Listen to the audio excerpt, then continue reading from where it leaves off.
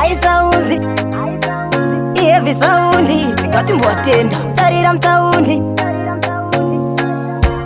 Kupira day one Aingondi chengeta ndi mwari man Jididi nyakurera Nemi mai Ndine ufume nyangwe ndisina ndai Ai Kuva ofori Nyangwe ndisina jongweri noti kori kori Nakayanda kapakata ndi mwari Zvishamiso zvake hazvimboperi Hazvipere Ndeve minana Ishe wangu Ndeve minana woga woga Ndeve minana baba wangu Ndeve minana yoga yoga Ndeve minana Ishe wangu Ndeve minana woga woga Ndeve minana woga Ndeve minana yoga yoga Kutoisa mudare ya Moses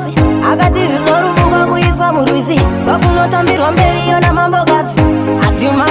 mai wake muridzi Oraiti pamwe moti ndabirira Reka ndikuzei zvakambondiitira Akandipa chidi ndinyakurera Amai vangu mama vangu Ndeve minana ishe wangu Ndeve minana yoga yoga Ndeve minana baba wangu Ndeve minana woga woga Ndeve minana woga Ndeve minana yoga yoga Ndeve minana ishe wangu Ndeve minana woga woga Kunyangwe ndikazonzi ndabudira Pamuri ishe ndorambo ndakabatira Munoshamisa munogona ishe Mandiyarutsa munogona zve Munatsirutsi asina marutsi Amutukudzi wemakwai mbudzi Munatsirutsi asina marutsi Amutukudzi wemakwai mbudzi Ndeve minana ishe wangu Ndeve minana yoga yoga Ndeve minana baba wangu Ndeve minana woga woga Ndeve minana woga